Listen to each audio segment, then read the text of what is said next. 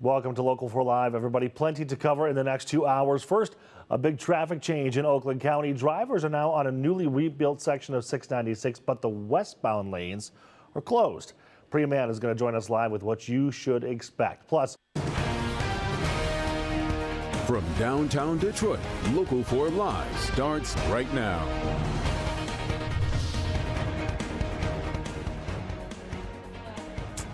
all right, as we were talking about, sugar isn't a great thing for us. We're going to talk about that, and we're going to talk about the Lions as well. Welcome to Local 4 Live, everybody. I'm Nick Monticelli.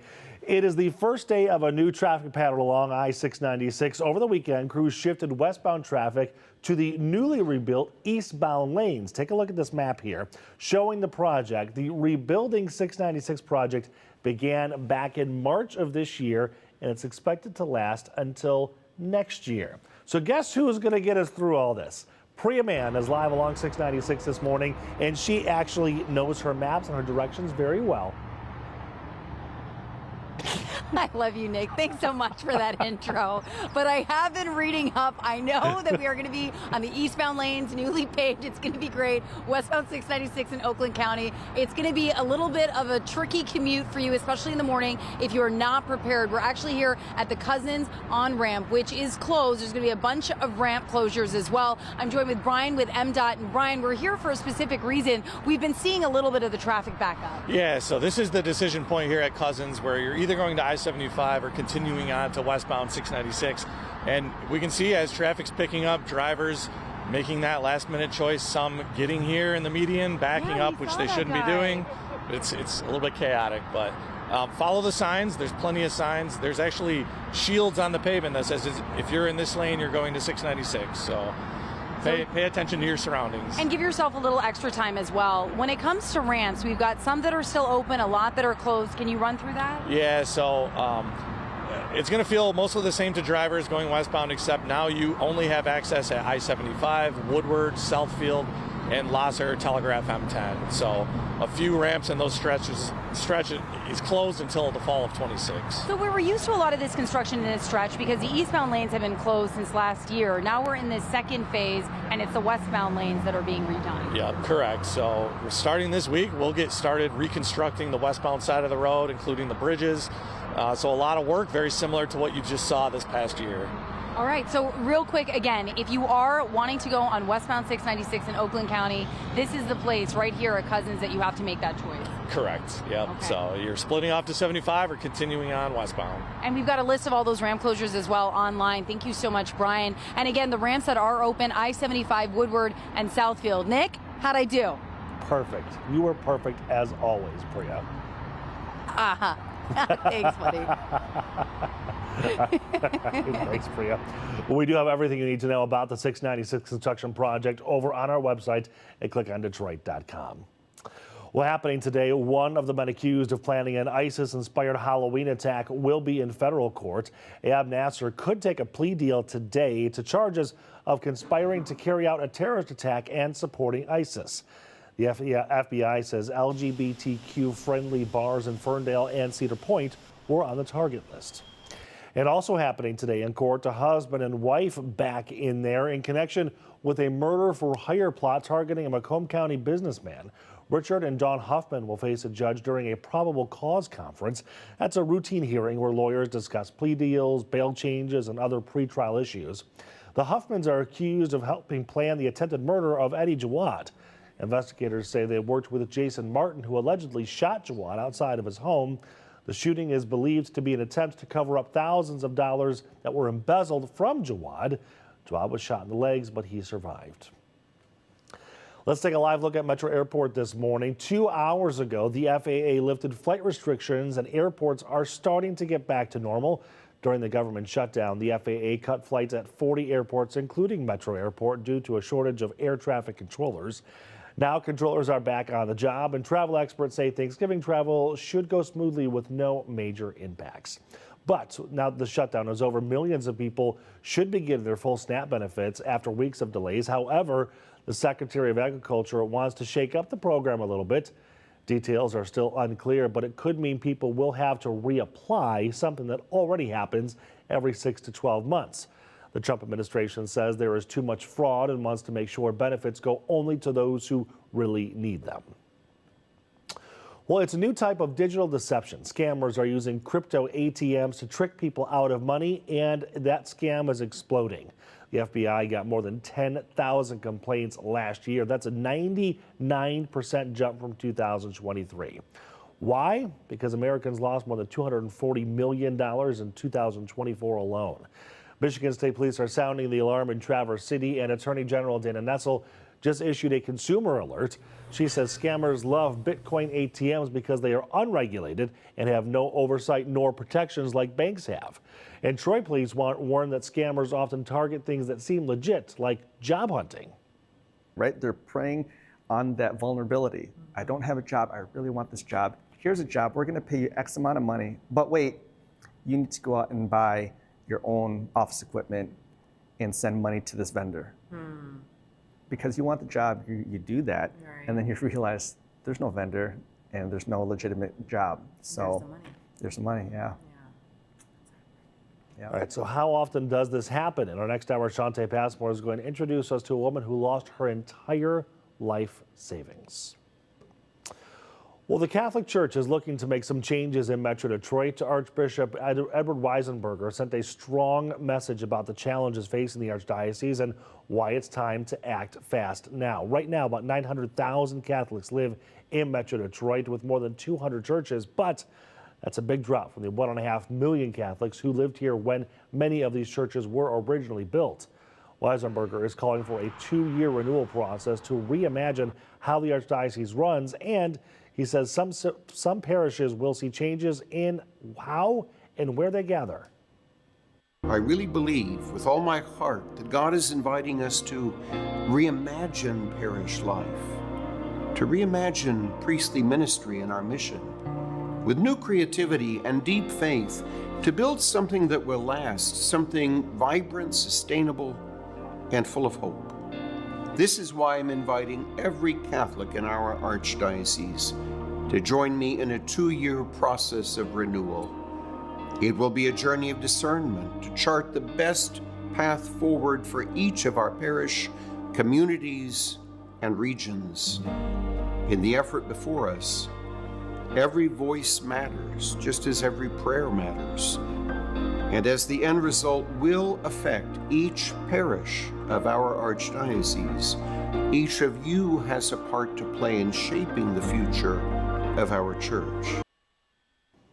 The Archdiocese of Detroit is not the only diocese to undergo a restructuring process. More than 30 U.S. dioceses have undertaken similar efforts in recent years. Well, getting back to business, but some lawmakers are not too happy about it. A live look at Capitol Hill. One Michigan lawmaker is calling out his colleagues, saying they gave up on the shutdown fights.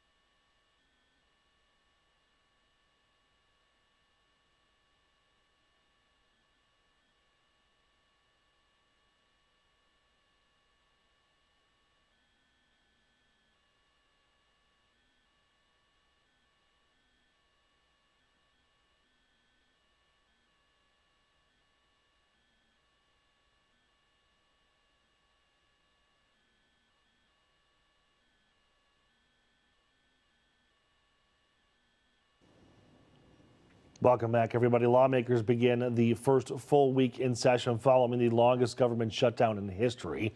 But some are not too happy with their colleagues. Michigan Senator Gary Peters, one of those senators, vocal about some of his colleagues giving up the shutdown fight. He talked to Jason Coulthard on Flashpoint yesterday morning. Here is that conversation. And let's say good morning to Senator Gary Peters. Senator, always appreciate your time. You've had a few days now to reflect. Do you understand why some of your colleagues crossed the aisle to end the shutdown, or are you more along the thinking of the base, which is still pretty upset with them? Well, I voted no, and I voted no for the reason that I truly believe that we needed to do something meaningful in terms of bringing down healthcare costs, and the fact that we were basically, by not acting with these tax credits expiring, we're basically pulling the rug out from underneath millions of people across the country who are getting their premium notices as we speak. We're seeing they're going to see large increases, sometimes doubling and tripling. That's simply unacceptable, particularly given the fact that estimates show that up to 10 million people are going to lose health insurance when these fully expire at the end of December. And so we wanted to have at least the ability to extend those for a year, which I thought was reasonable. It's basically just a continuation of existing law. That's what a CR is, just a continuation of existing appropriations law. We should have just extended the healthcare law as well for a year while we look at longer reforms, which certainly is something that we should be discussing. So I felt strongly about that. Others were concerned about the impact that the shutdown was having on other folks, and certainly those are real concerns. Those are, but they walk away with just a promise, and I've heard of a vote in the future, and I've heard since this, current and former lawmakers say in Washington the promise of a vote is an empty promise. You agree with that? Well, it's. I think the odds of that being successful are pretty slim because we've seen pretty concerted opposition from the Republicans for dealing with this issue. And so they've basically, I think, kind of laid out the course that they're not going to support it. We haven't had any kind of confirmation from Speaker Johnson whether or not the House would even take it up if the Senate passes it. Yeah. But, but I find that's very curious, so I could put that out as to why Republicans have been just so intransient about this. Because if you look at the folks who are being impacted by these large premium increases, folks who are going to be losing their health insurance, if you break it down by congressional district and state, they tend to be districts that are represented by a Republican member of Congress, and they tend to be states that are represented by a Republican senator. And if we can't get them to fight for people who are actually voting for them, it's going to be tough for them to think about the whole country and everybody else. A lot of Democrats are saying, it's our job to push back on the president. But one of your colleagues, Independent Senator Angus King from Maine, saying after all of this, we tried to stand up to Donald Trump. It didn't work. He just got more powerful.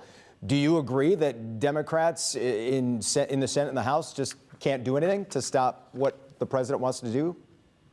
Well, I think what was certainly clear with the shutdown was a very clear contrast of folks. Here, Democrats, we're fighting to protect health care for folks, millions of people across the country from losing their health care. Donald Trump was using every lever he could to try to pressure Democrats, including cutting off food assistance for people who require that assistance to be able to put food on their table. It was clear that in that SNAP program that there was money allocated for it. There were contingency funds that could have easily been used to continue to pay for that necessary food, which I may say 40% of it goes to children. So food was going to go to children, but the president said, nope, we're going to hold that back. Two federal courts ordered him to release the funds because they were there. He kept appealing. He said, no way. So when you have a president who's willing to hurt children who are hungry in order to get his way, and his way is cutting off health insurance for millions of Americans, I think the contrast was painted very clearly for the American public. What do you think of the Democratic leadership on this, by the way? I mean, I know you're not running for re-election. Give it to me straight. What do you think of Chuck Schumer? Is it time for new leadership in the Senate? Well, he's getting a lot of pushback because of the senators who voted with the Republicans and voted yes. But I want to be clear as a senator, no one controls us. So the only people that I'm responsible to are the people in the state of Michigan who have elected me. I don't listen to a leader telling me how to vote. I'm going to vote my conscience. I'm going to vote what I think is best for my state and what is best for the country. And that's what we saw happen here. We had members in my caucus that had deeply held feelings on both sides.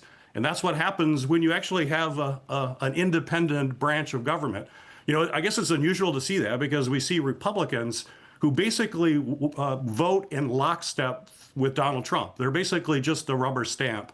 But our founders did not want members of the Senate or the House to be a rubber stamp for leadership, like we're seeing from the Republican caucus.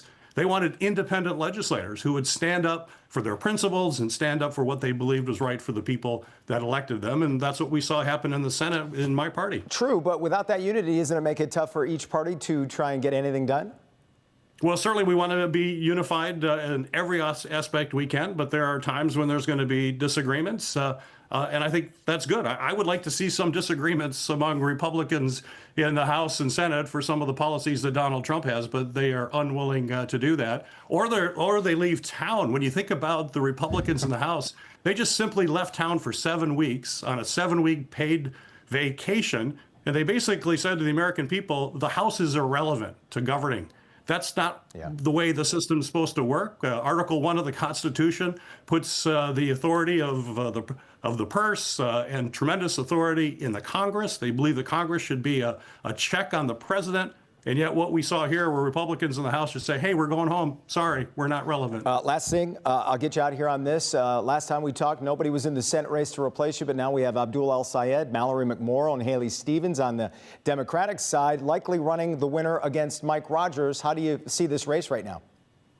Well, we're going to have a spirited primary, which I think is good, and the people of the state of Michigan will be able to decide who should be the Democratic nominee.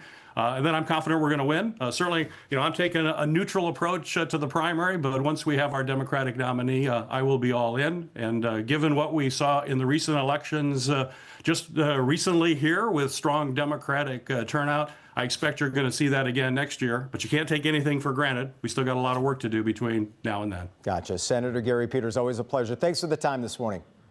Great to be with you. And you can watch the entire episode of Flashpoint on Local 4 Plus. Click on Detroit and on our YouTube page.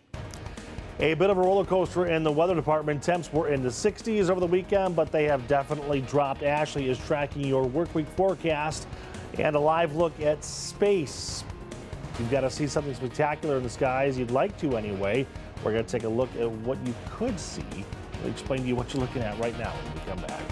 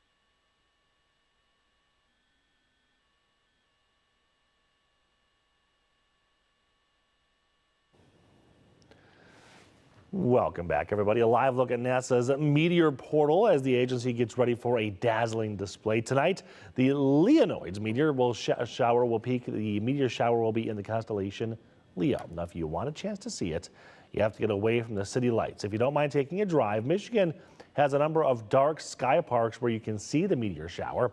The closest to Metro Detroit are the Lake Hudson Rec Area in Lenawee County, Port Crescent State Park in Huron County, and Dr. T.K. Lawless Park in Cass County.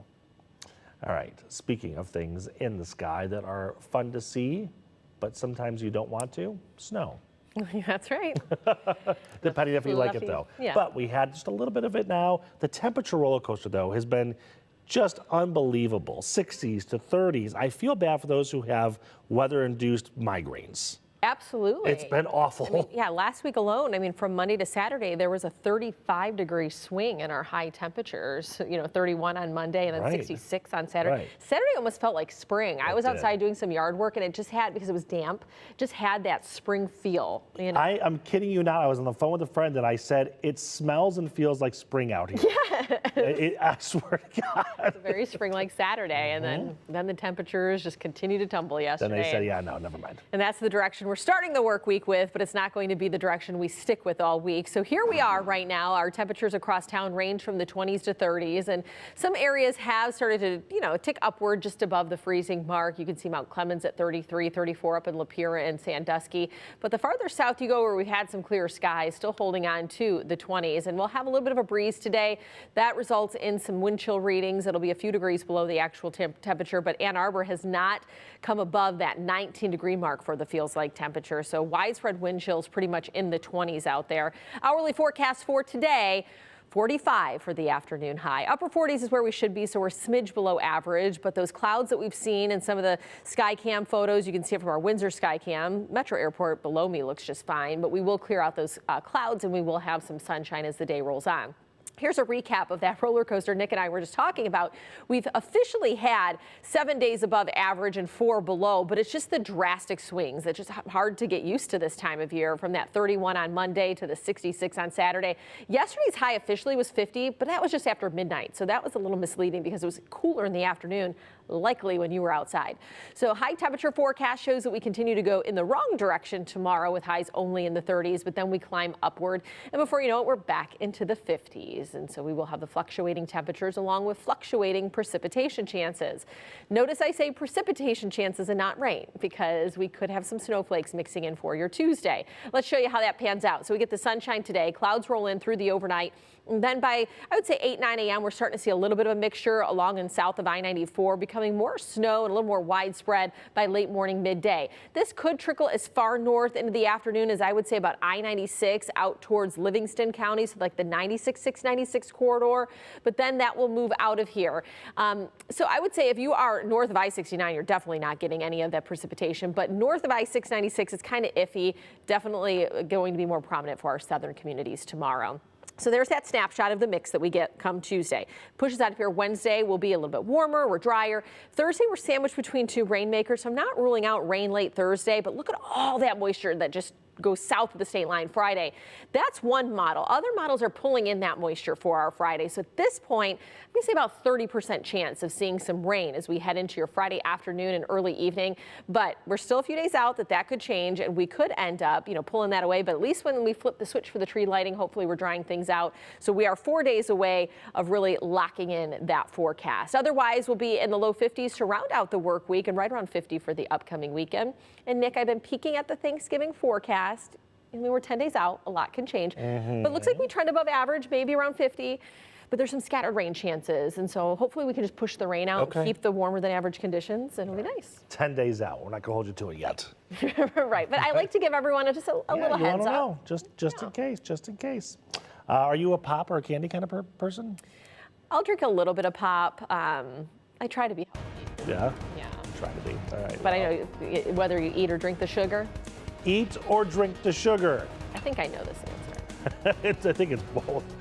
Dr. McGee is going to be here talking about how one is much more harmful to your health. He's going to show you which one when we come back.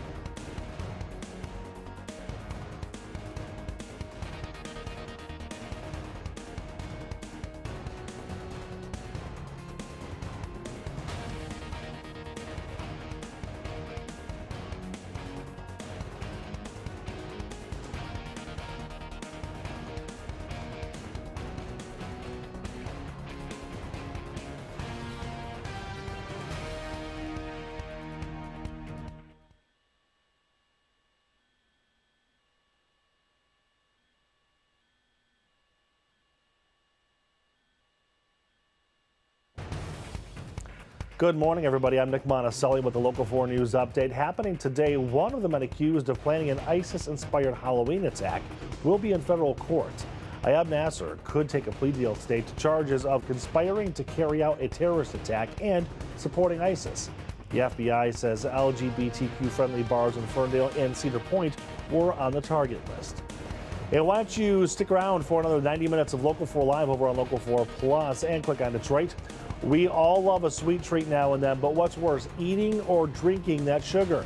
Doc McGee is going to break down which one hits your health harder. And we're going to talk football. We're going to dig into the Lions' tough loss to the Eagles. Plus, Ford workers have a new commute. We're going to take you inside the brand new Ford headquarters. And Ashley has a look at your forecast in just a few minutes, which includes a sneak peek into what Thanksgiving could look like.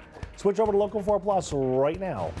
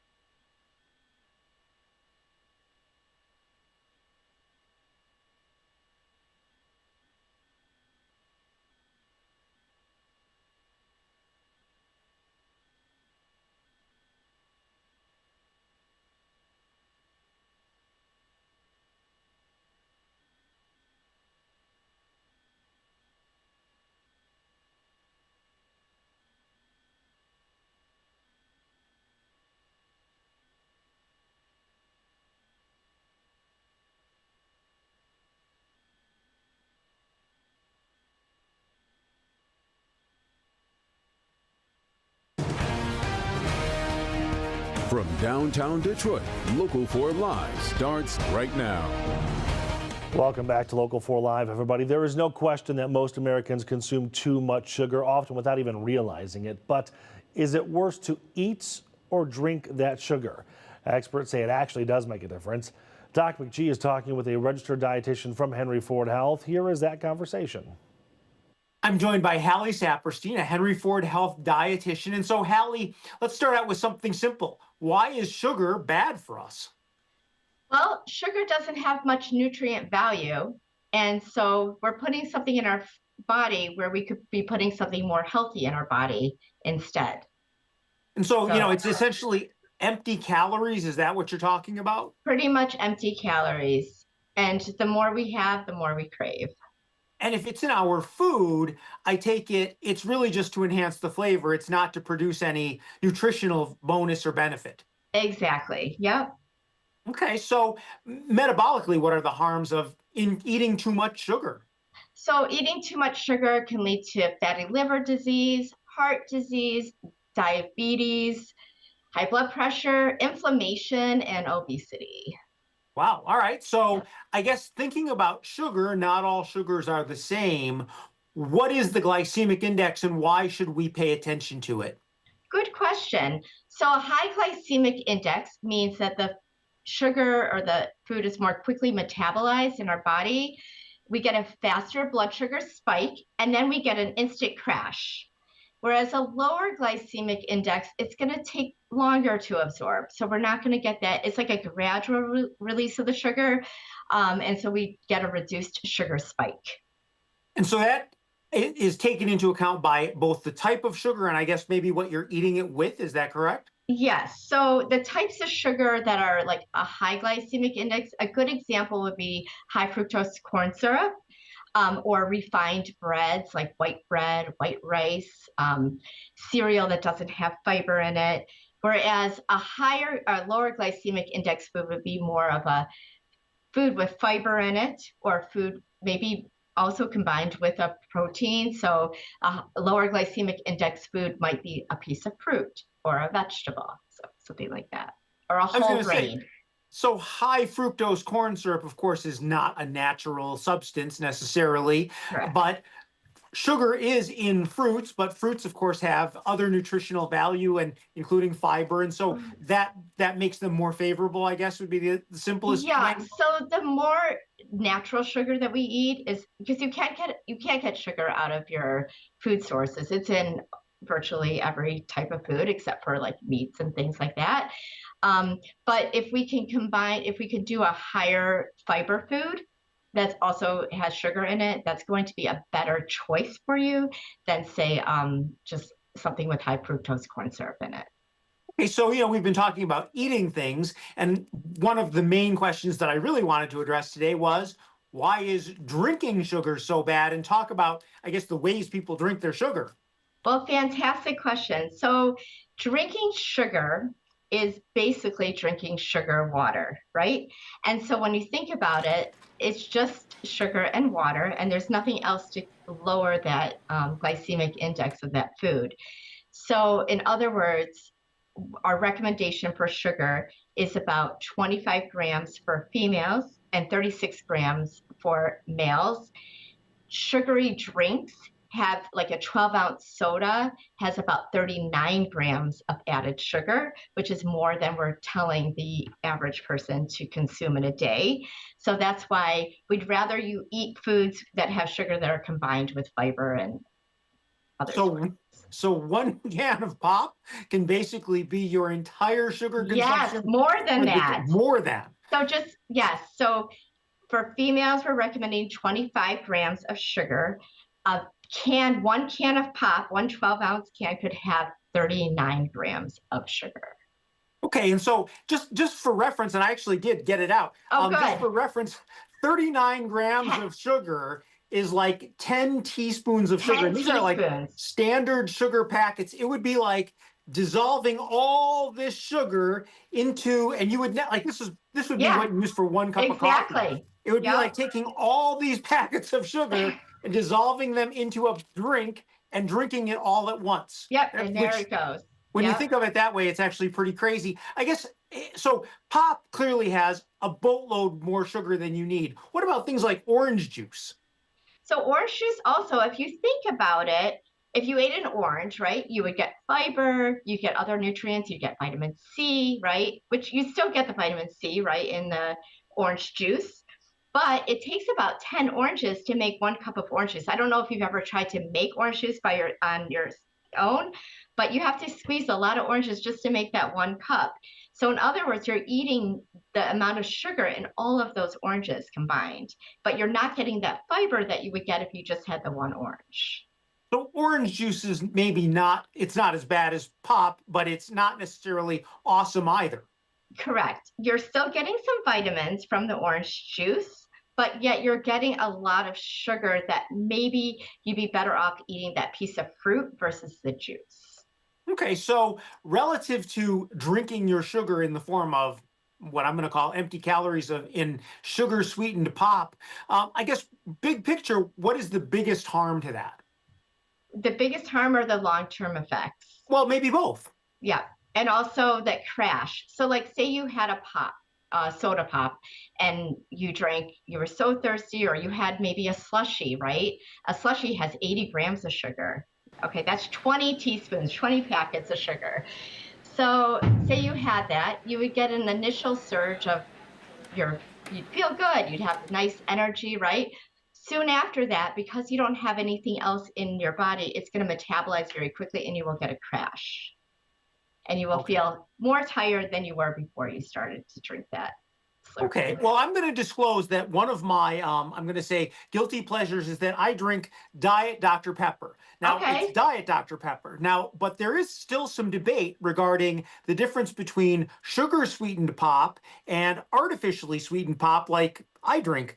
And neither one of them is necessarily better. I guess, can you briefly address that and why neither is necessarily better, but what the balance might be? Right. So number one caveat is if you have a condition where you shouldn't have sugar, maybe you're diabetic, then you shouldn't be drinking the sugar pop at all, right? But if you wanted an alternative, you may do the diet. I know there's some question about sugar substitutes. Nothing has been conclusive yet as of now, but my recommendation is everything in moderation. Also, maybe switching up, instead of a regular soda pop and instead of a diet, maybe just doing a sparkling water if you want that bubbly sensation. Sure. And add a little lemon or lime. Yeah, and I have to admit, when I'm at home, I actually turn to a Soda Stream. So this is just my portable solution, I suppose. Well, anything else that we didn't talk about that you think is important to bring up? I think it's just important to be aware and trying to make those good choices, trying to eat whole grains because they also contain carbohydrates or sugars, right? But the more whole grain, the better when you're eating food. As far as fruit, the more you're eating the whole fruit, the apple, the strawberries, everything with the fiber. It's going to really, really help with your blood sugar. It's going to help with your the surge of that sugar.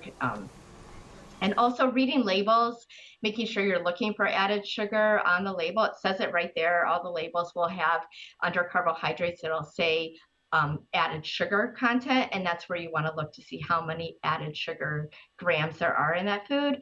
Everything in moderation. We all want a cookie. We all want a nice sweet treat, but definitely you need to watch for how much you're eating, right? Excellent. Yeah. Well, Hallie Saperstein, thank you so much for talking to me this morning. I appreciate it. Thank you for having me. And our thanks to Dr. McGeorge for doing the interview. Now, we don't really want to talk about it, but we have to have the conversation. We're going to break down that Lions-Eagles game and what Coach Campbell had to say after the loss and figure out what's going on with our Lions when we come back.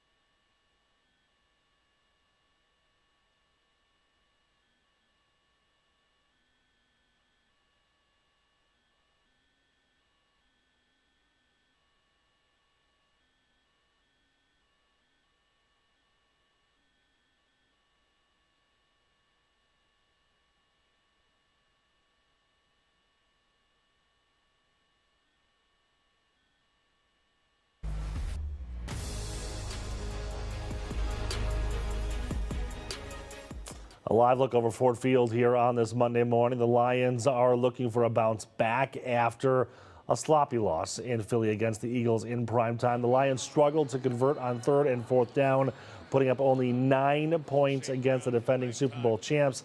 In the final moments, the Lions had an opportunity to stop the Eagles and get the ball back for a chance for a tie. Even so, they look sloppy, especially with that offense. And here's what Dan Campbell had to say about that game. And then offensively, 3 of 13, 0 on 3rd down and 0 of 5 on 4th down.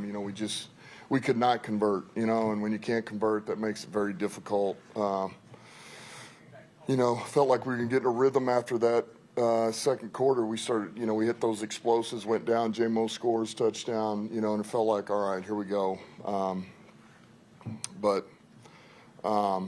just couldn't ever really get in a rhythm offensively. There's some calls I wish I could have gotten back. I didn't help those guys, and I hate that. I didn't help them. So. Our executive producer of Click On Detroit and co-host of Detroit Sports Plus, Derek Hutchinson, with us now. Have you noticed that whenever there's a loss like that, Campbell is always just constantly rubbing the bridge of his nose? And right up here? And he's always taking the blame, always trying to take it off his guys and put it on himself, even when, Dan Campbell, not his best game, but I don't think most people are waking up and thinking that Dan Campbell is the main reason that the Lions lost. Okay, so who is the main reason then? To me, it's clear as day. It's the offensive line. I mean, this group is completely crippling the offense. Everything they want to do, they can't run the ball, which has been the staple for this team for years. They can't protect Jared Goff, and everybody knew when the Lions signed Jared Goff to a $50 million a year contract, he's the kind of guy that you have to put pieces around him. He's not mobile. He's not good under pressure. So the offensive line had to stay elite, and the Lions have let that slip in the last few years, and now we're really seeing the danger of that. We also have been kind of digging our own hole in terms of penalties. Yeah. Right? So Rock Ya-Sin had a major one that did cost us the game. Yeah. The one I want to talk more about, though, was J-Mo. Yeah. Jumping on the goalpost, right? And it's what's more frustrating about it is that this isn't the first time he's done it. Right. Yes. And Jameson Williams, he's had all of these small issues, big issues, right, that have gone on. But then the Lions decided to make him a very highly paid, long-term part of their future this offseason. This is no longer just a kid making his mistakes. Exactly. He's had all of these opportunities to, and look, I mean, it was a 15-yard penalty on an extra point. It's not like he's out there with some of his bigger mistakes. But then still, the next play, he dropped the ball. Yes, and at some point, you're just like, when are you going to get it, right? The Lions have invested in this player long term. They've told him, we think you're a part of this future. We're paying you a lot of money. And on the field, he's been pretty good. But these little mistakes that are costing the team need to stop. There's no doubt. I mean, there's just they're unforced errors, and the Lions aren't good enough this year to overcome those unforced errors. We talked about TD Sellies 2 weeks ago, right after the loss then, and understandably, sometimes the touchdown celebrations can be fun, and you can have a great dance, whatever it is. But when you know that there's a standing NFL rule against using anything on the field in that celebration, you should just walk back and say, this one's not worth it. Or just do something different. Yeah. Moonwalk backwards and just have a good day. I was wondering how you were going to describe his celebration there, but yeah, I mean, it's pretty clear, right? You can't do certain things, and the Lions, celebrations are part of NFL culture now, right? You see it on social media. The players love it. They love to organize them, and Dan Campbell knows how to run a locker room. He knows that he has to let his guys have fun. Right. But like you said, there's a very obvious line. The minute I saw that, I knew the flag was coming, didn't you? Yes. I don't think any of us were surprised that J-Mo couldn't do that with the goalpost. Right. So it's just a boneheaded move. The bigger conversation here is that the Lions look good against teams that aren't going to put up much of a fight. Mm-hmm. When we have these big games, Super Bowl defending champs, going against Kansas City, we don't look that great. No, they've been beating up on basically lifeless teams. I mean, last week, the corpse of the Commanders. I mean, the Lions really got right against a really terrible, ailing team, right? But like you said, I mean, the Eagles, the Chiefs, the Packers, even the Vikings, not a great team, but a good defense. Those defenses have had their way with the Lions in the trenches. Right. And that goes completely against the identity that Brad Holmes and Dan Campbell have built over the last 3+ years here. And that's why I think long-term this is so concerning, because it's week 10. There's no help coming for this offensive line. You basically are who you are at this point. There's no trade deadline. There's no free agency. Not only that, but you are who you are, and everybody else knows who you are. Exactly. Yep. You know, fourth down conversions used to be a thing that, oh, really, are they going to? Now everyone knows we're going for it. Yeah. And they plan for it. And part of the reason the Lions were so good on fourth down is because on 4th and 1, 4th and 2, they could reliably run the football. Now that's not the case. Right. Teams know that they can stuff the run because that offensive line, especially the interior, is not as strong. So now you're suddenly forcing Jared Goff to make throws on fourth down, which is a much lower percentage play, especially when there's going to be pressure. So it really is just a snowball effect that starts with sort of neglecting the offensive line a little bit over the last couple of years and putting yourself in a position where a Ragnow retirement, a Zeitler departure, was enough to really kill your entire offensive identity. Right. All right. So looking forward, obviously, Giants probably not going to be much of a game, right?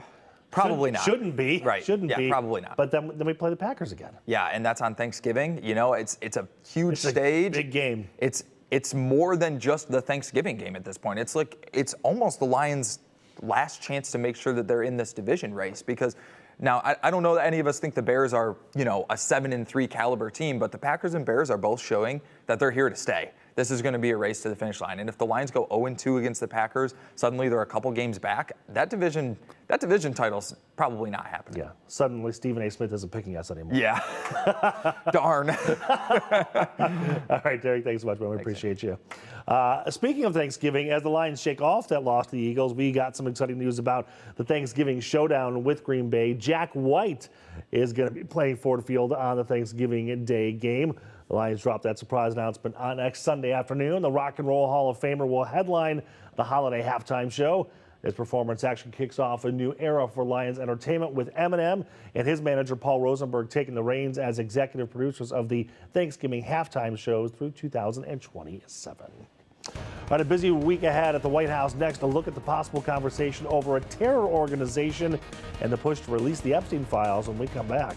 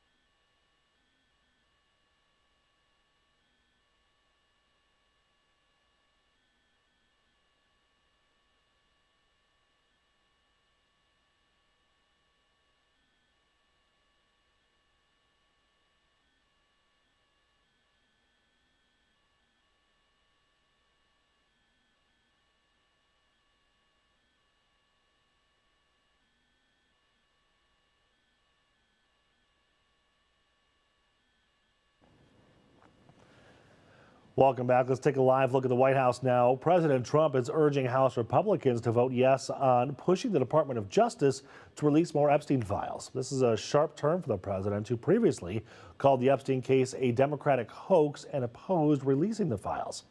Yesterday, he posted on Truth Social saying there is nothing to hide and it's time to move on.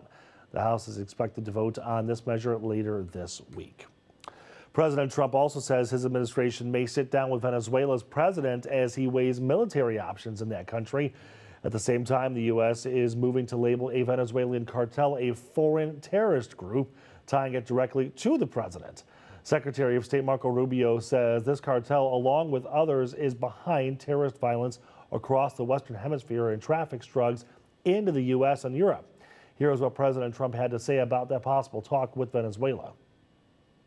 Does that mean that the U.S. government can target Maduro's assets or infrastructure inside Venezuela? It allows us to do that, but we haven't said we're going to do that. And we may be having some discussions with Maduro, and we'll see how that turns out. They would like to talk. Now, the president says he will be weighing those options this week. In the meantime, the designation goes into effect next week. Well, we are feeling pretty average in the weather department. Seasonal, as Ashley Barassi would say, but she's going to look at the forecast for the Detroit Christmas tree lighting, plus a live look at the Sky Bridge at Boyne Mountain, the tradition that is coming back for the holiday season when we come back after this.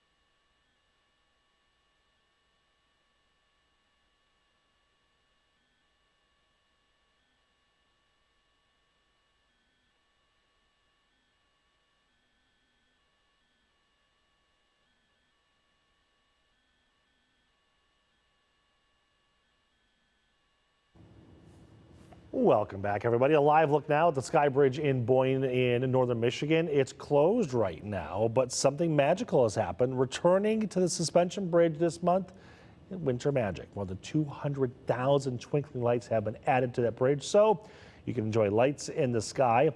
You will be able to see those lights starting on November 26th. I have never actually seen that in person. Have you? No, I haven't. But I feel like it looks really nice. That should be on my bucket list.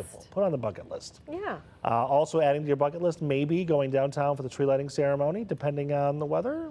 Right, and if the weather's not great, you can always watch it right here on Local 4. On Local 4. Yeah, but fingers crossed that we'll keep the rain away. Yeah. I think temperature-wise will be, above average, which will be nice. So here's a look at satellite and radar where we're dry to start the work week. That won't be the case, kind of off and on. Some snow on radar, but that's to our east. It is lake effect generated, but that northwesterly flow of air pushing it, to our east. So I would say that overall we're looking pretty good. Just a little cooler. So we have some sunshine down to our south, 32 degrees. We're right at 32 in Grosse Ile, and then we have close to mid-30s as you work your way up in the thumb, but a little more cloud cover. And those clouds will be peeling back, giving way to sunshine throughout the day. We feel like we're at 19 degrees in Ann Arbor, but feeling like low to mid-20s elsewhere. So that's with the wind chill that will likely have a wind chill factor, given it's going to be a little brisk today. Gusts will be around 20 miles per hour at times. So 45 might feel more like 40. And I think up into the thumb region, probably only topping out right around 40. Your high temperatures have been all over the board so far this month. I mean, a high on Monday was 31, and then Saturday was 66. So it's really hard to adjust to the season when you're fluctuating and ping-ponging like that. Whiplash. It is a little weather whiplash. So for tomorrow, highs still only in the 30s, but then we will add some of those yellowy orange days on there as we get back above average for the tail end of the week. So that roller coaster ride continues.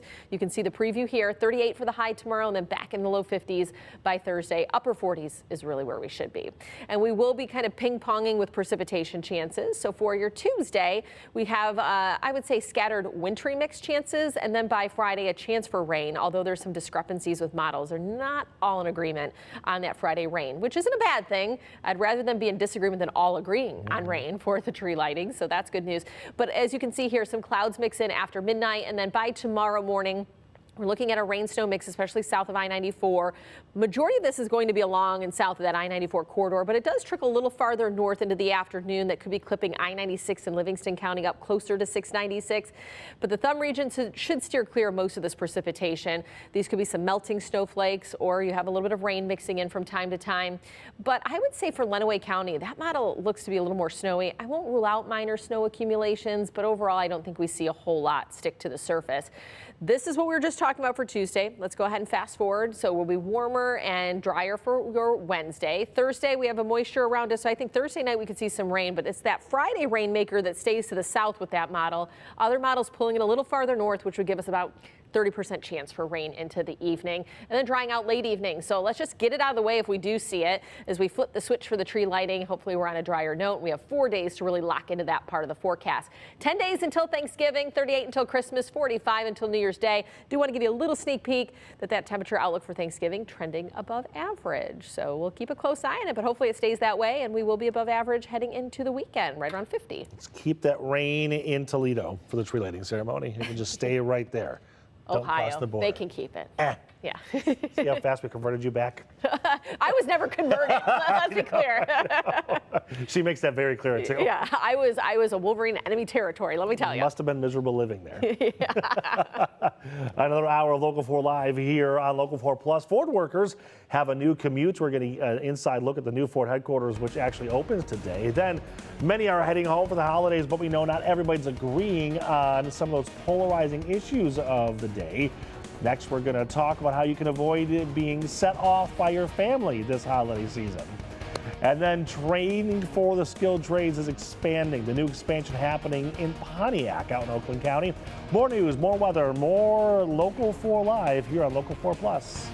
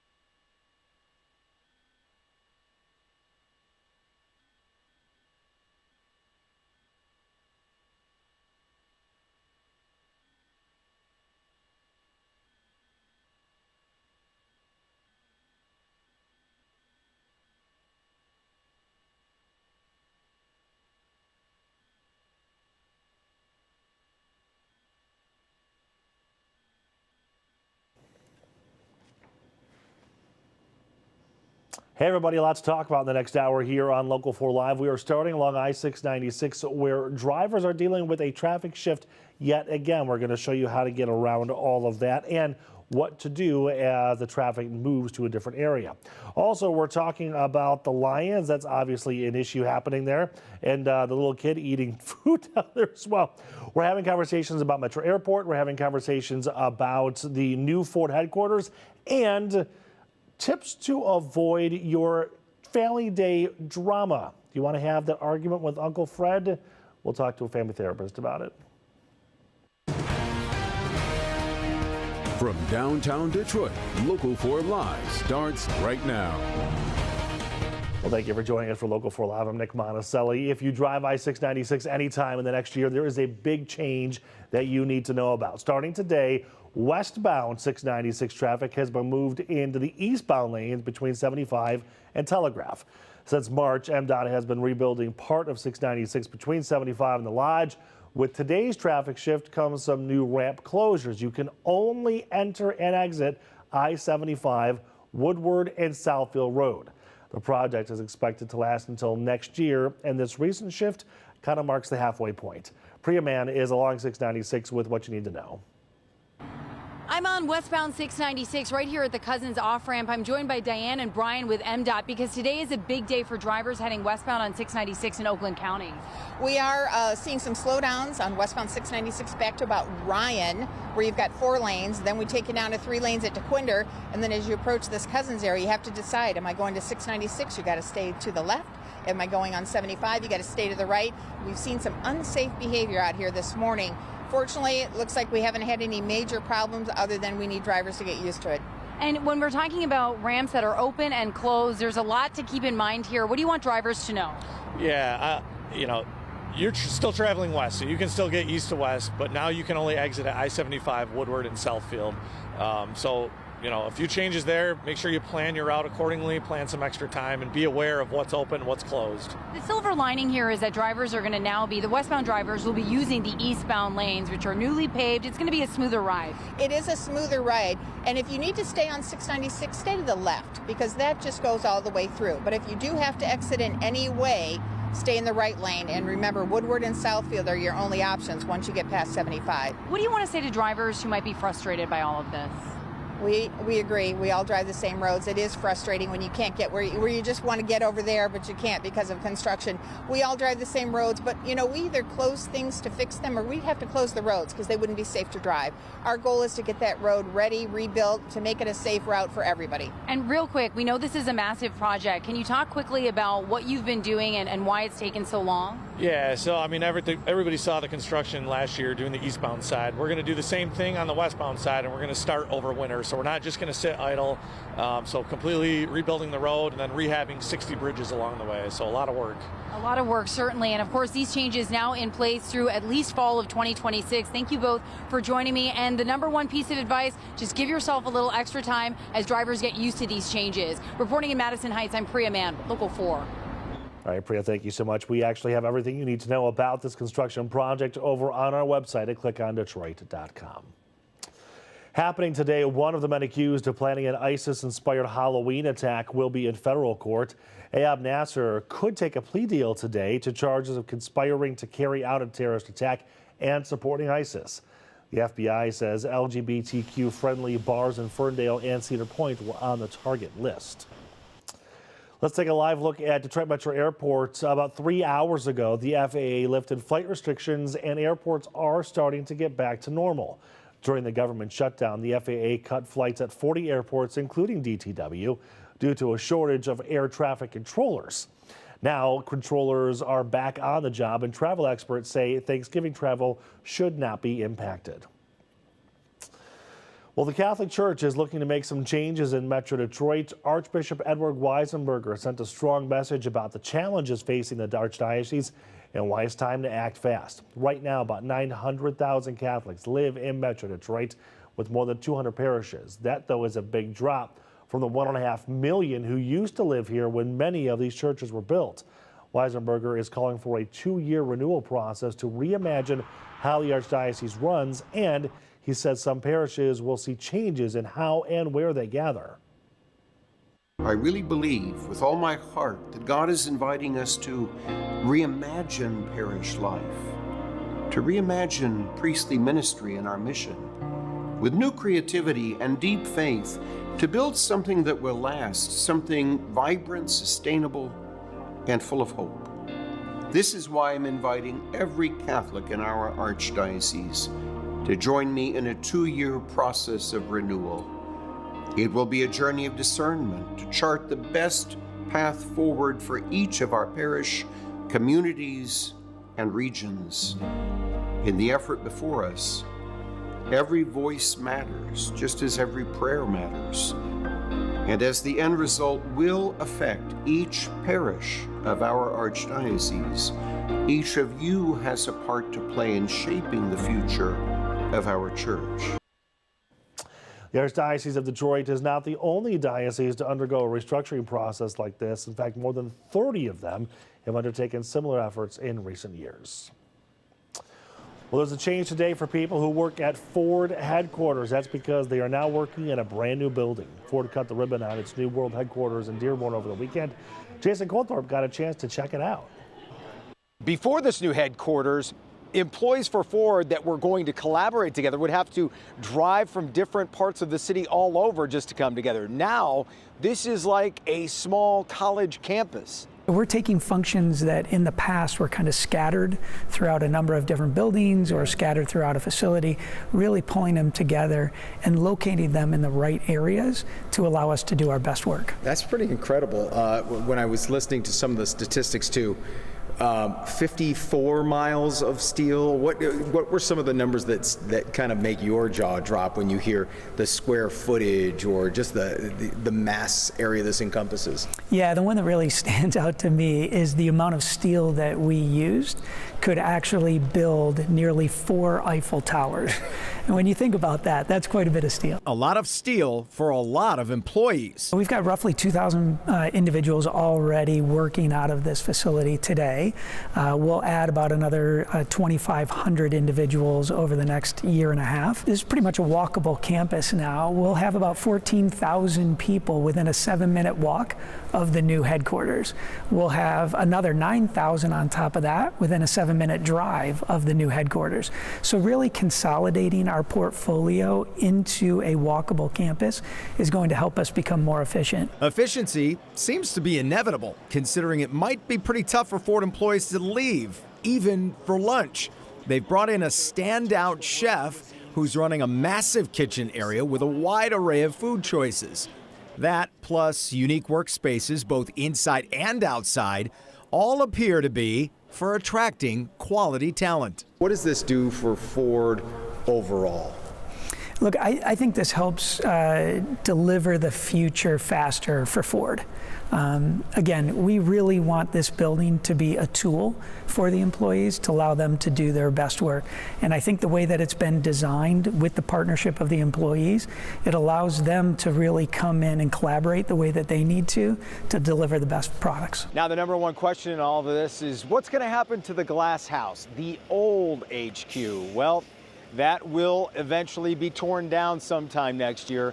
Dobleski says it's an icon and they get the importance of it, especially around Dearborn, but it was time for Ford to modernize. I'm Jason Colthorpe, Local 4. All right, the holidays are a good time to be with family as long as you like them, but we all have some relatives whose views don't align with our own. Next, how you can navigate Thanksgiving if some polarizing issues happen to come up at the dinner table.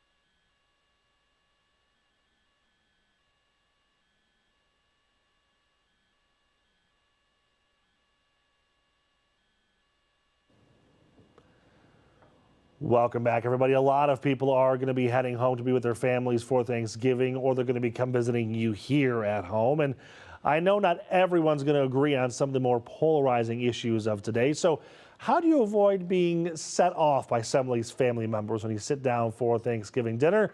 Well, we're going to try to navigate some of that for you here. We've got Carrie Craywick. She is a licensed marriage and family therapist with the Birmingham Maple Clinic in Troy. Thank you so much for being here. Thank you. What do we do when Uncle Fred is just throwing a bomb on us at the dinner table? Do we ignore it? Do we go into it? Do we lean into it? I think a little bit of both. So I think first of all is plan over panic. So think ahead about what kind of things you might need, what kind of things you can anticipate. Maybe arrange for a certain safe word with your spouse or partner or another ally. Plan ahead for where might be your exit strategies. Time and space are two important boundaries. So if you need a little bit of time or a little bit of space, think about maybe taking a walk or excusing yourself to go outside, or maybe a bathroom or a bedroom or something. Yeah. So if you can kind of like know the lay of the land and plan ahead, that would be your first line of defense. So all of these things are, I don't want to say common sense, right? But there are things that we know that we have to handle. When it gets into the thick of it, when somebody is saying something that really is just upsetting you or bothering you, is it your advice that you just kind of walk away from it and just kind of be the bigger person?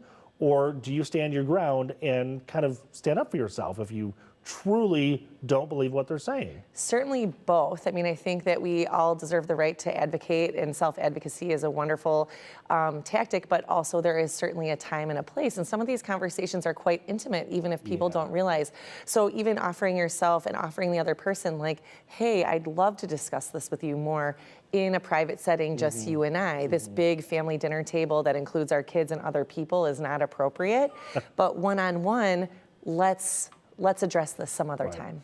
How key is it to recognizing the fact that even though you might disagree 110% with everything this person is saying, at least validating the fact that they have opinions and you recognize that? Sure. So I think like in an environment like this, you want to acknowledge, of course, everybody has their own opinions. Can we do it without criticism? Can we do it without contempt? If we're making a complaint, maybe a complaint in general about something that's happening politically, or even a complaint that's happening in our family, can we keep it to a complaint? I don't like the way this is happening, instead of I don't like you as a person. So like we want to keep it to a complaint instead of a criticism. A criticism is a character attack.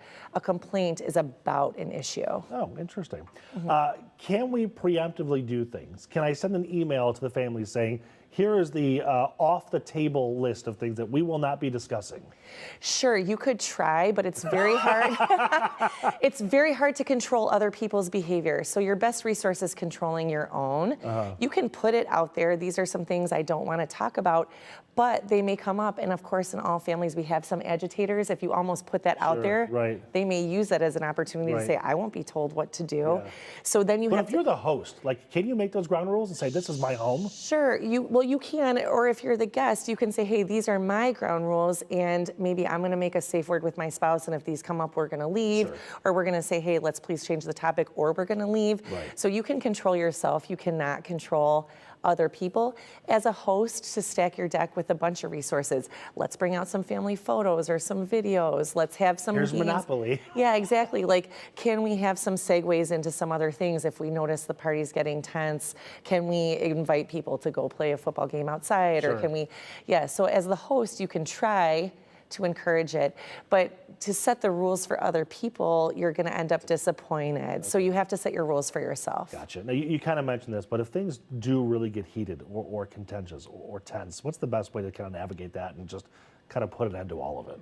Sure, I think, like I said, distraction, inviting other people to have their own strategies, and like I said, taking care of yourself. If you need space, if you need time, if you need deep breaths, if you need meditation, prayer, gratitude. It's Thanksgiving. One of the biggest remedies to all these negative feelings is gratitude. What can we be grateful for? Can we be grateful for being together? Can we be grateful for a beautiful morning? Can we be grateful for a great game? Can we reorient ourselves to what to be grateful for? Is a nice transition out of those tense moments. Have you talked to clients who say that sometimes it gets so bad that there's yelling and like actual fighting happening? Sometimes, I think sometimes too, it's like the silent treatment. It's what's not said that makes people uncomfortable. So I think it can be the whole gamut depending on your family, different cultures, different families have their own vibes. So some it's what's not said, some it's what is said, but you still need to be able to take care of yourself. And so like I said, arranging for, like I said, a certain ally to help you out if they know you're in trouble, just being sure you have time and space. And it can be small time. It could be 5 minutes, 10 minutes, Sure. 20 minutes.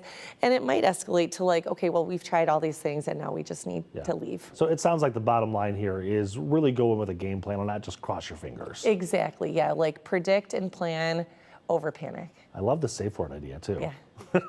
Turkey, gotta go. Mistletoe. All right, Kate, thank you so much for your time this morning. We appreciate you. Ashley actually talked about the word snow in her forecast for this week. We're going to talk about that next. And it was a Gouda time last week. Get it, Gouda? Not good. All right.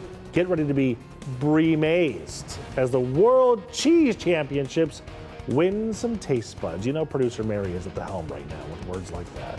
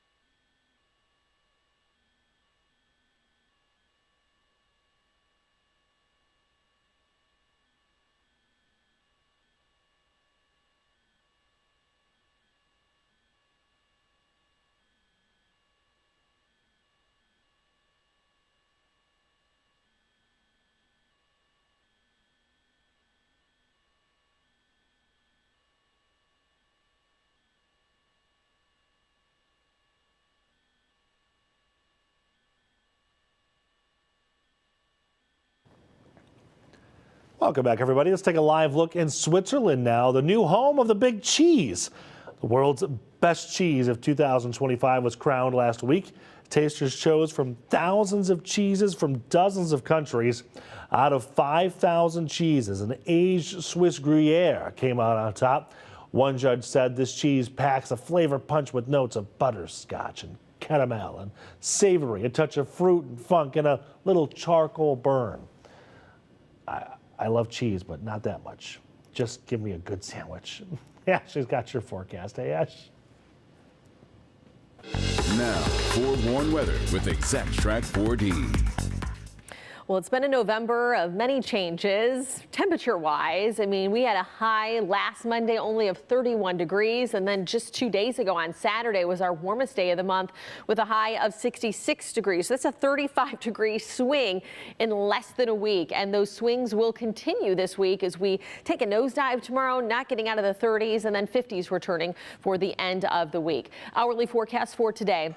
Trending a little below average, 45 for the afternoon high. We should be in upper 40s this time of year, but at least we're going to pair sunshine with it. We'll stay clear throughout the first part of the overnight before clouds thicken up tomorrow ahead of what will likely be a rain-snow mix.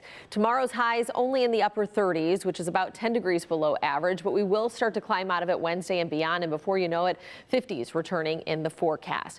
Our precipitation chances likely Tuesday, but it really depends on where you live. It'll be a bit more prominent tomorrow along and south of the 696 corridor, especially south of 94.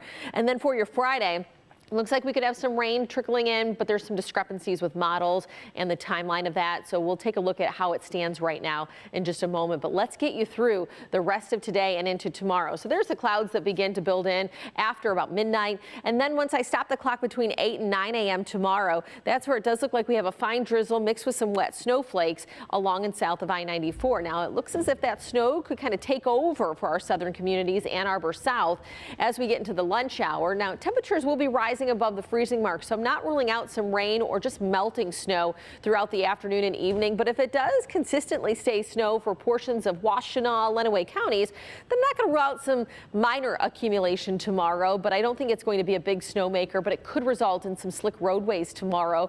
So if you are joining us along and south of I-94, I'd say maybe set the alarm clock a few extra minutes early tomorrow, just in anticipation of possible wet or slick roadways, especially for the morning drive. Rain showers become more prominent as temperatures rise later into the week. So this is another little broad snapshot of what I was talking about for Tuesday, and it still keeps some snow in the forecast. And then as we go through your Wednesday, dry. Thursday, we're sandwiched between two systems that could bring some rain to our area. If we do see it, I think it's late Thursday night. This model tracks the rain south of the state line Friday, which would be great news for the tree lighting, but we do have some models hinting at some rain working its way in to southeastern Michigan Friday. So right now, I'm going to call it about a 30% chance of seeing some of that rain throughout the early part of the evening Friday. But when we flip the switch at 7 o'clock or so, I think at that point we're drying things out, but plan for 40s. We'll get into the 50s for the high, but in the evening we'll fall into the 40s. We're 4 days away from the tree lighting, 10 until Thanksgiving, 38 until Christmas, and 45 until New Year's Day. But speaking of Thanksgiving, right now Climate Prediction Center is still keeping those temperatures above average with an above average chance for precip, and that kind of jives with what we're seeing in the 10-day forecast. Maybe highs around 50 with a chance for rain, but we're still far enough out to fine tune that. We will get in the 50s for the later part of this week, Thursday and Friday, and we hover around 50 for the weekend. All right, Ash, thank you much. Have you ever used a cryptocurrency ATM? They are all over Metro Detroit, and scammers are taking advantage of this technology. Hear one Wayne County woman's story that can serve as a lesson to everybody when we come back.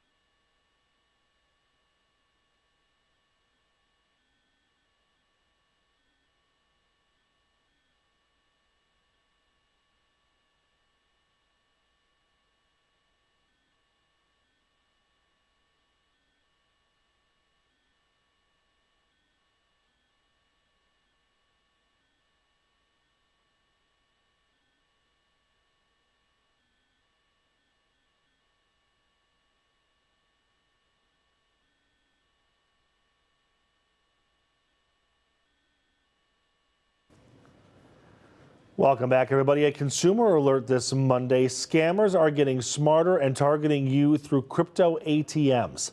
The FBI says Americans lost more than $246 million to these scams last year alone. Right here at home, police are seeing a rise in these cases, so much so that Attorney General Dana Nessel issued an alert to warn everybody. Shantae Passmore is taking a look at how police are stepping up trying to protect you.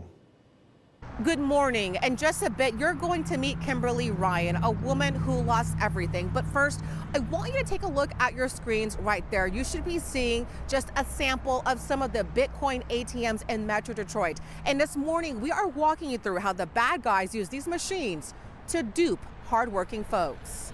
How did $14,000 balloon into $52,000? Because I have no idea.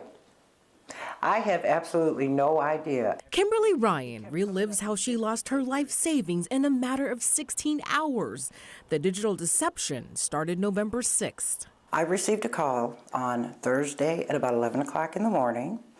They indicated they were from the Wayne County Sheriff's Department. The caller claims she failed to serve for jury duty in a murder trial, providing her a copy of this bogus arrest warrant. If she wanted this to go away, all she had to do, pay about $14,000 and place it into a Bitcoin ATM. The caller assured she'd be reimbursed. When I listen to your story, Kim, I hear that you were motivated in part because of fear.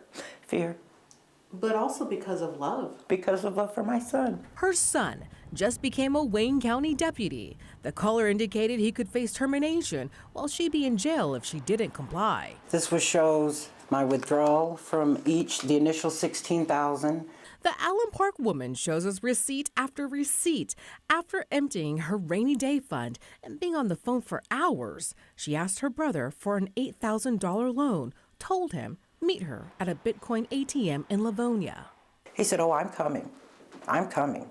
But not for the reason you thought. Not for the reason I thought. He didn't come alone. So did Livonia police. When the scammers heard the real police radio in the background, the nightmare ended. It's stories like this Troy police are trying to prevent.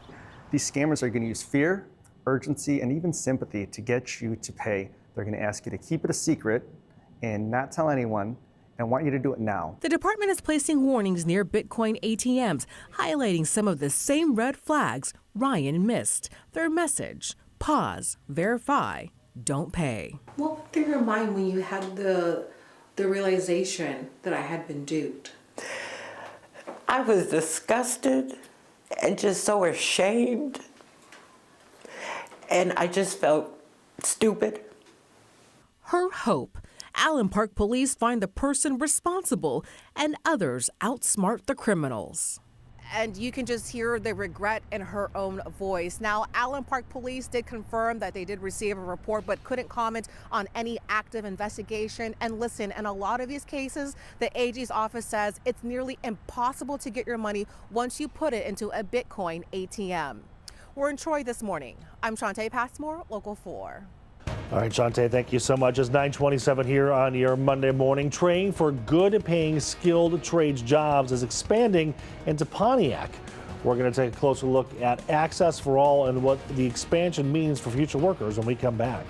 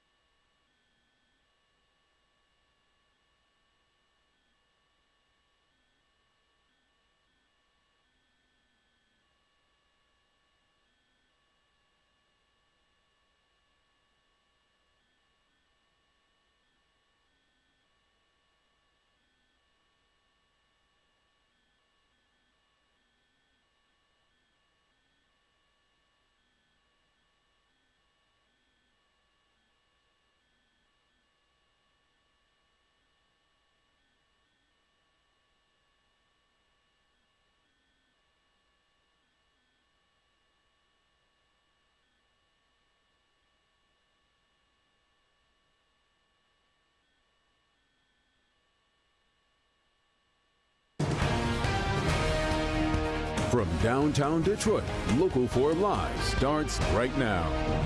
And welcome back to Local 4 Live, everybody. I'm Nick Monticelli. Thank you so much for watching.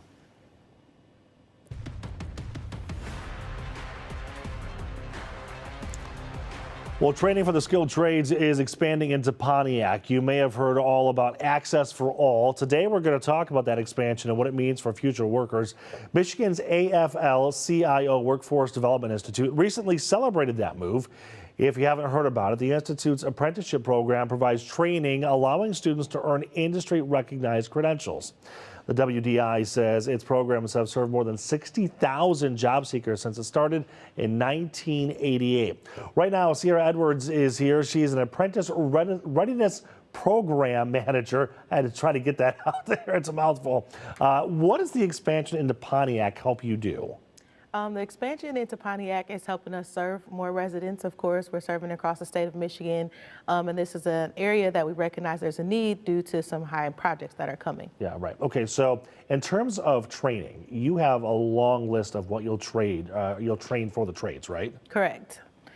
What's on that list? There's a lot on that list, actually. We partner with over 15 different skilled trades that have unions attached to them with apprenticeship programs, anywhere from operating engineers, plumbing, pipe fitting, sheet metal workers, iron workers. And so we don't train on one specific skill. We give exposure to all of the different skills, as well as the credentials and some employment readiness skills so that they're prepared to take advantage of those apprenticeships. Gotcha. Now, the credentials, can you kind of walk me through that? Because some you have to be licensed, some are credentials good. Like, what are the different levels?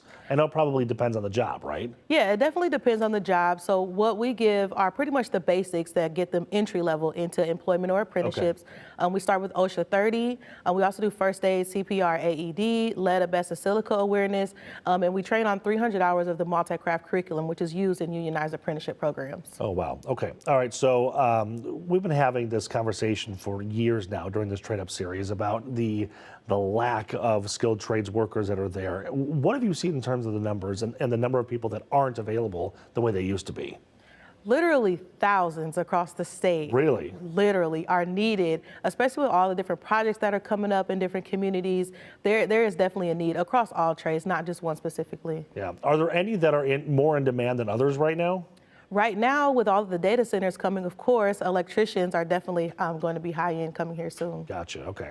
And also, there's always been this stigma about the salary and how much you could make here. But some of these jobs, you can easily make 6 figures, right? Easily. Easily, yes, definitely can. First year apprentices are looking at anywhere from $18 to $22 starting off.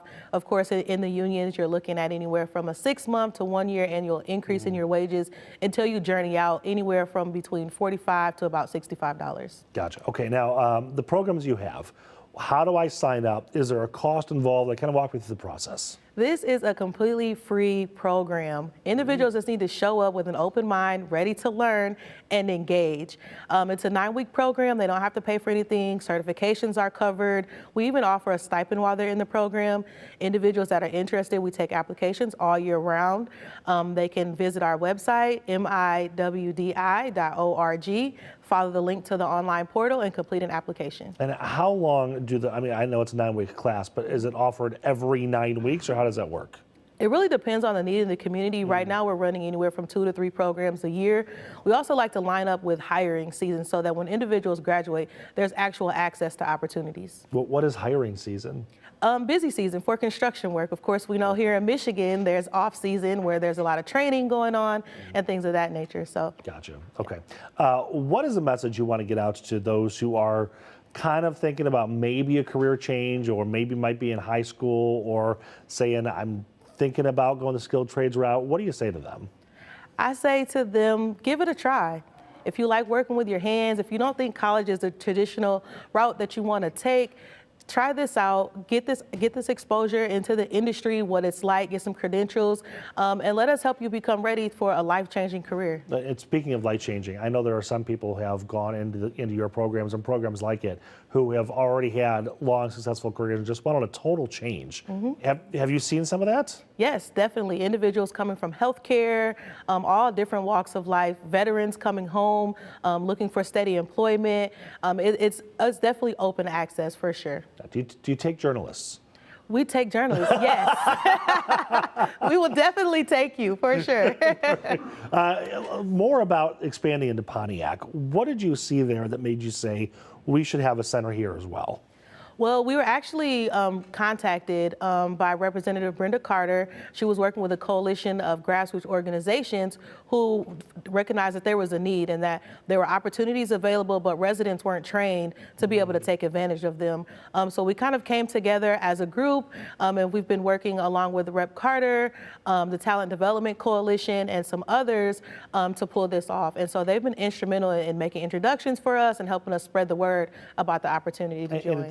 to your point, it seems like it's the perfect time because there's so much happening in the city of Pontiac with the demolition of the Phoenix Center, all the things that they're going to start building up. It's probably the best time to do it. It is definitely the best time. Yeah. Okay, Sierra, thank you so much for your time today. We appreciate it. And real quick, if somebody wants to join, again, what's the website? miwdi.org. miwdi.org. Okay, Sierra, thank you so much. Thank you. Okay, remember this interview is part of our Trade Up series highlighting businesses, organizations, and schools helping people who want to pursue a career in the skilled trades. If you're interested, you can look for past stories, and you might actually see a program that works for you. Just head over to our website and click on Detroit.com.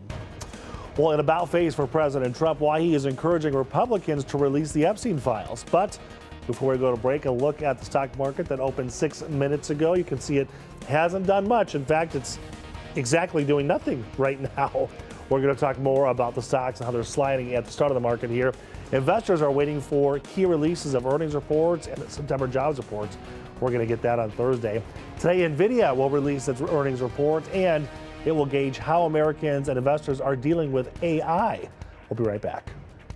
When plates are full, hearts are full. Join Live in the D and Gleaners as we help local families have a happy, not hungry holiday. Every donation doubles on Match 4 Meals Day. Tomorrow at 9 on Local 4 Plus and at 11 on Local 4.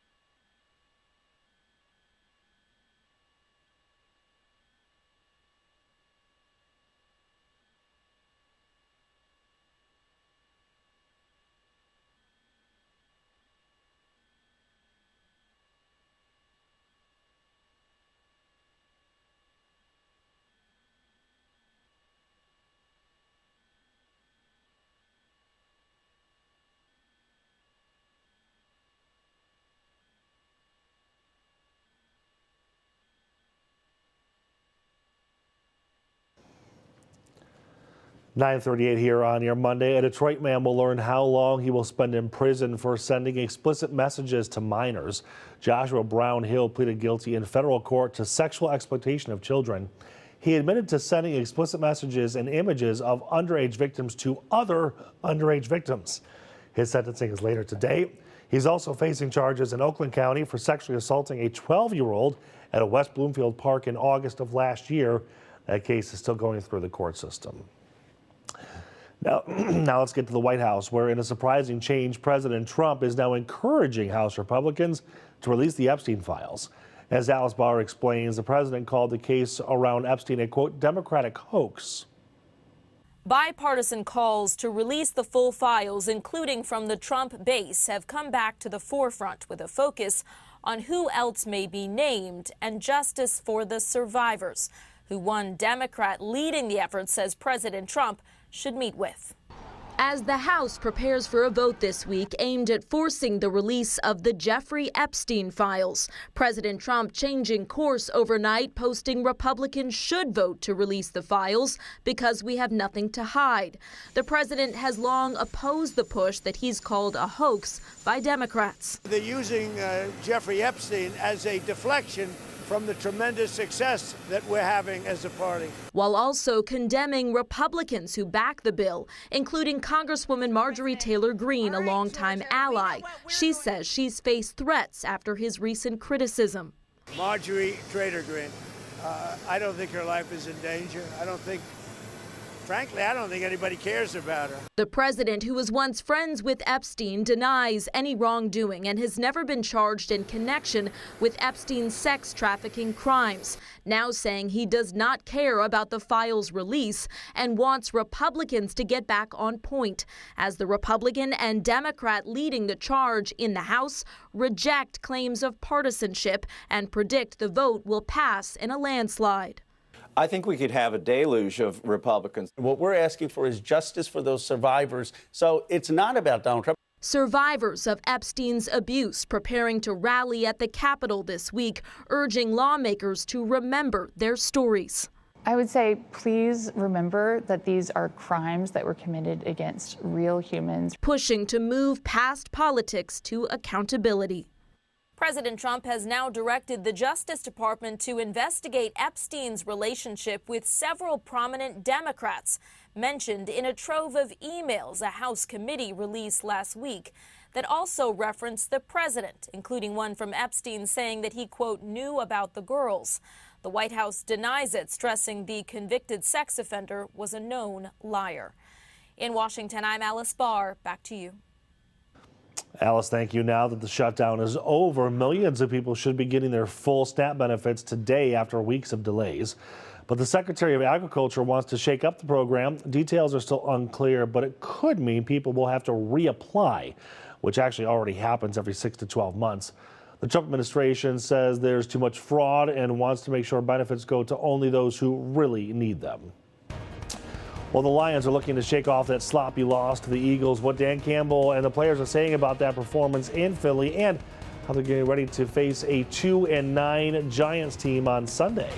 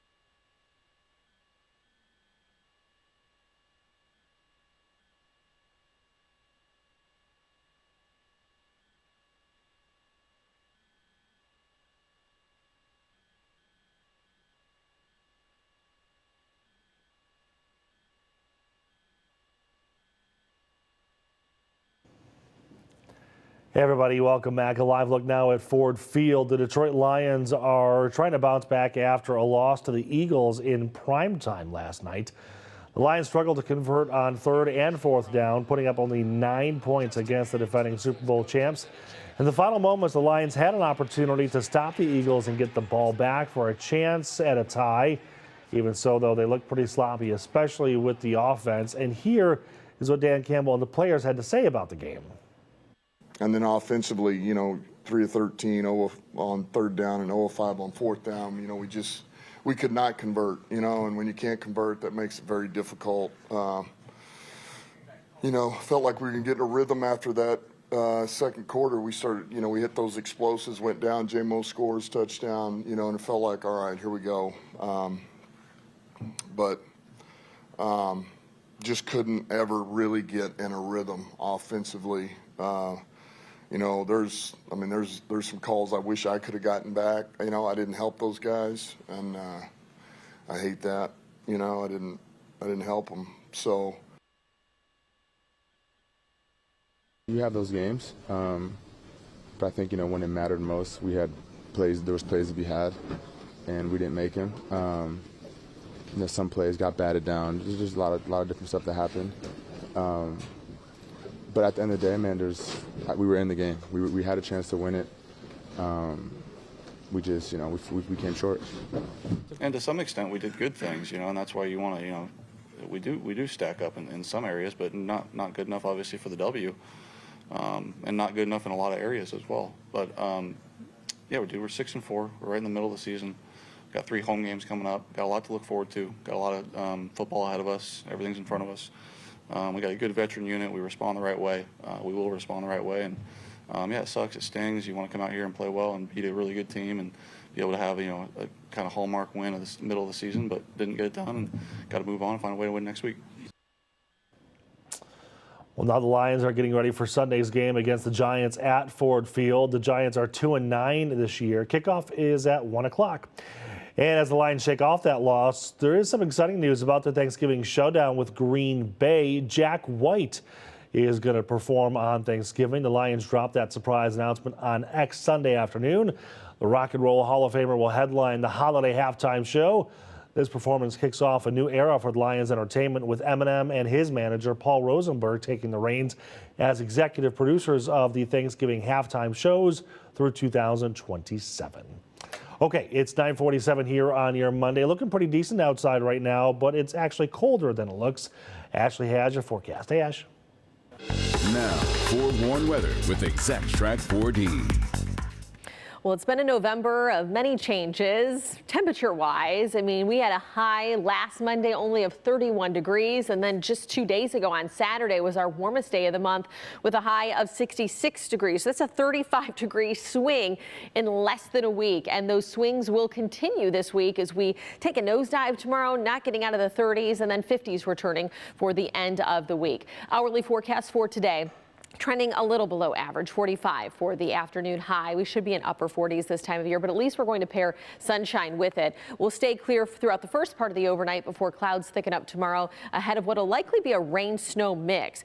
Tomorrow's highs only in the upper 30s, which is about 10 degrees below average, but we will start to climb out of it Wednesday and beyond, and before you know it, 50s returning in the forecast. Our precipitation chances likely Tuesday, but it really depends on where you live. It'll be a bit more prominent tomorrow along and south of the 696 corridor, especially south of 94. And then for your Friday, looks like we could have some rain trickling in, but there's some discrepancies with models and the timeline of that. So we'll take a look at how it stands right now in just a moment. But let's get you through the rest of today and into tomorrow. So there's the clouds that begin to build in after about midnight. And then once I stop the clock between 8 and 9 a.m. tomorrow, that's where it does look like we have a fine drizzle mixed with some wet snowflakes along and south of I-94. Now it looks as if that snow could kind of take over for our southern communities, Ann Arbor south, as we get into the lunch hour. Now temperatures will be rising above the freezing mark, so I'm not ruling out some rain or just melting snow throughout the afternoon and evening. But if it does consistently stay snow for portions of Washtenaw, Lenawee counties, then I'm not going to rule out some minor accumulation tomorrow. But I don't think it's going to be a big snowmaker, but it could result in some slick roadways tomorrow. So if you are joining us along and south of I-94, I'd say maybe set the alarm clock a few extra minutes early tomorrow, just in anticipation of possible wet or slick roadways, especially for the morning drive. Rain showers become more prominent as temperatures rise later into the week. So this is another little broad snapshot of what I was talking about for Tuesday, and it still keeps some snow in the forecast. And then as we go through your Wednesday, dry. Thursday, we're sandwiched between two systems that could bring some rain to our area. If we do see it, I think it's late Thursday night. This model tracks the rain south of the state line Friday, which would be great news for the tree lighting, but we do have some models hinting at some rain working its way in to southeastern Michigan Friday. So right now, I'm going to call it about a 30% chance of seeing some of that rain throughout the early part of the evening Friday. But when we flip the switch at 7 o'clock or so, I think at that point we're drying things out, but plan for 40s. We'll get into the 50s for the high, but in the evening we'll fall into the 40s. We're 4 days away from the tree lighting, 10 until Thanksgiving, 38 until Christmas, and 45 until New Year's Day. But speaking of Thanksgiving, right now Climate Prediction Center still keeping those temperatures above average with an above average chance for precip, and that kind of jives with what we're seeing in the 10-day forecast, maybe highs around 50 with a chance for rain, but we're still far enough out to fine tune that. We will get in the 50s for the later part of this week, Thursday and Friday, and we hover around 50 for the weekend.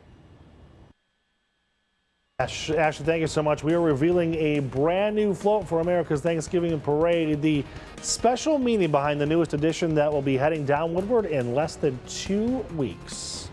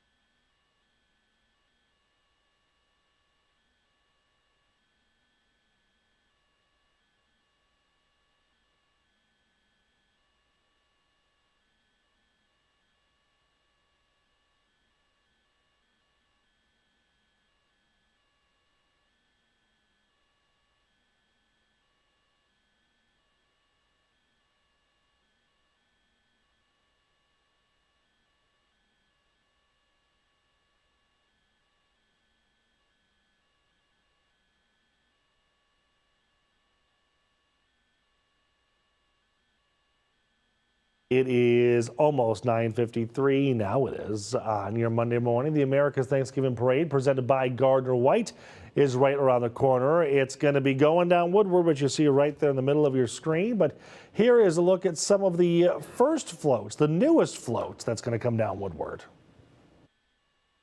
Margaret Trimmer, Delta Dental, a brand new float this year, going away from the playgrounds that we had last year to mirrors and smiles. All-star dentists. This is an ode to and gratitude to the dentists in our network. We have almost 13,000 dentists in Michigan, Ohio, and Indiana that are part of Delta Dental, and we thought it was time to say thank you. So what are we going to see on the float? You're going to see all of the different beneficiaries of good oral health, all those who have smiles, and Tooth Fairy, who recognizes kids who lose their teeth, and all of that leads to the dental chair. If you are lucky to have a healthy smile, you got to thank a dentist for that. And you got to have a dental benefit to be able to get to that dentist in an affordable way. So we absolutely celebrate our role in this work. So we see the people that have the care, and then you add the dentists on who provide the care. Yes, and we're going to have dentists riding the float with us, dentists who are doing amazing things in underserved communities. And we have a scholarship program and a loan repayment program that we're celebrating also. We're helping to populate the profession with the best of. There's another part of it that I think is just genius, and that's mirrors. Yeah. You can't see them here, but there are mirrors on the side of the float so that when we're driving up Woodward and children look and see themselves smiling, they will recognize what this is all about. Miles of smiles indeed, but to see it reflected back. The pearly whites. The pearly whites, All right, absolutely. Margaret, thank you so much. Good to Thank see you as Nick. always. Well, you can see your own pearly whites on Thanksgiving morning staring into that mirror if you like. This year's theme is Thanksgiving is Better in Detroit. Local 4, of course, your exclusive home for all things parade. Our coverage begins at 6 o'clock in the morning on Thanksgiving morning. But before that, we're going to bring you to another big Detroit event, Detroit's annual tree lighting ceremony at Campus Martius. Just a couple of days away. The switch gets flipped on Friday night, 7 o'clock. You can watch all of that from home if you'd like. Join us for our special broadcast from Campus Martius as they ring in the holiday season this Friday, 7 p.m. Kim and Tati from Live in the D are going to be out there as well. Looking forward there's to a it. chance for some rain in the forecast, though. I did hear something like that, but I'm not We scared. don't mind. Yeah. You don't mind? Worried about it. Yeah, we want to talk about Totally good. Yeah.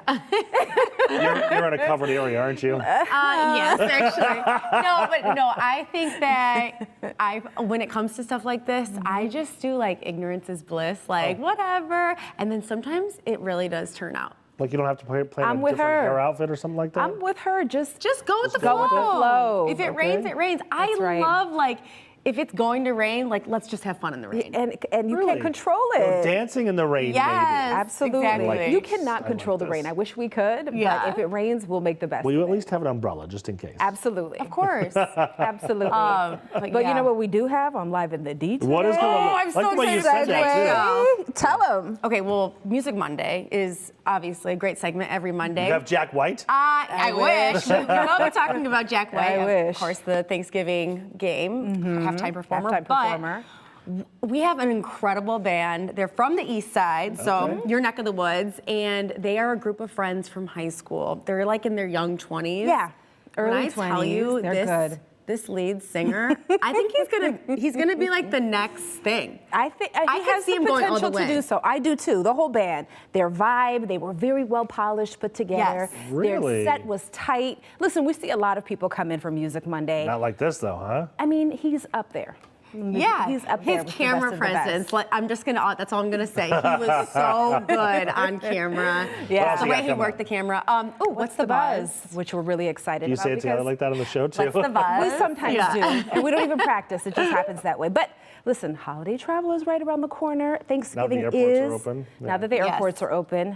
Thank God, because I don't even want to know what Thanksgiving travel season, day would look like. Because I think that's the most traveled weekend in the entire year, right? Oh, absolutely. AAA says it's a record-breaking travel Every day. year, AAA Every breaks year, the record. every year. But that being said, let's talk about travel etiquette. And I know we've had this conversation before, but we're circling back to a video that went viral. And What we're was the kid reclining in doing? the seats. Was he? I can't. A kid was being Awful. yes, and I don't like to call kids awful. The But kids, behavior yeah. wasn't good, and I have high tolerance for kids, and I know a lot of people don't. But Interesting. looks like we're done. Some etiquette. The mics are still open, though. Making a great Monday, everybody. Looks like we're done.